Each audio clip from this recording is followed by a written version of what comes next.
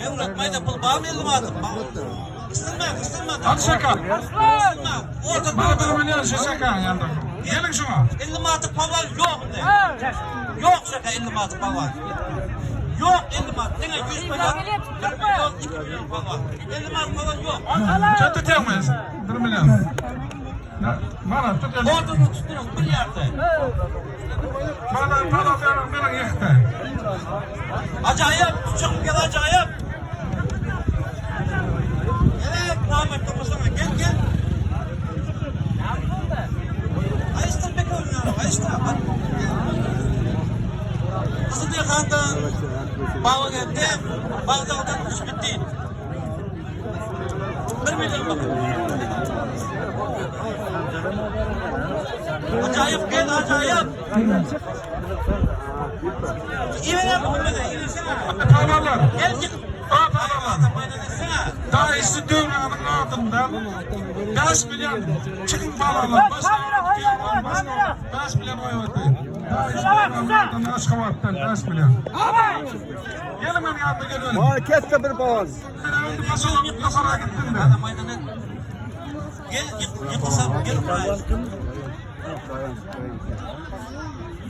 Başka ver onda. Başka kızdan ne ver abi? Dayanç gel.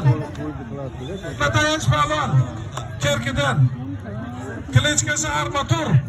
Evet ben Osman 100 bana söyleyeceğim. Gelin ver 5 milyon bana pul. Gelin oğlum.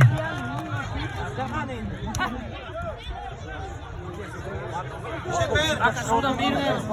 O zaman vereyim.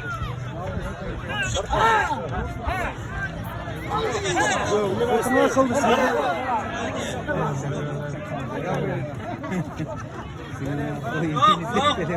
Özüm yaşında değil lan.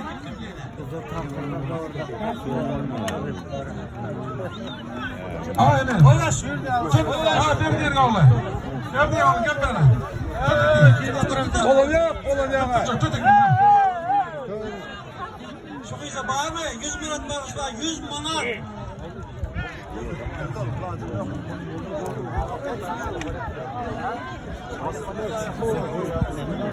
Bağırdı paran bastı. Ya bana selimam. Sen kız mı?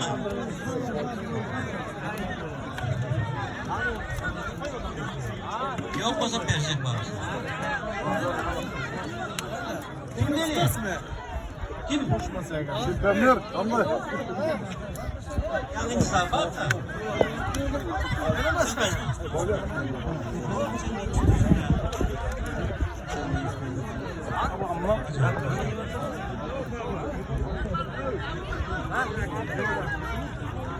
Bağlarlar. Dayancın yanına gelin. Dayancı armaturun yanına. Var mı? Yenikli değil mi? 5 milyon. Gelinler. Eğer bağlar yok olsun. Görüşü ben sana Yiğitler. yaşlara oy Evet, vereyim. ben İzmir bir şey kaçırıyorum. Terkiden, özümüzden, Amdere yakasından armutun parvan. Tutturacak. Eğer Ona taraf git daha. varsa tutsun, yok olsa Kim çıkar? bargısını ucuyup verecek de tabağa koyacak. Sizler var değil mi? Çıkar değil mi? Hemen zor düşüneyim mi? Acayip kaçırlar diye. Sen diye. Oğlum.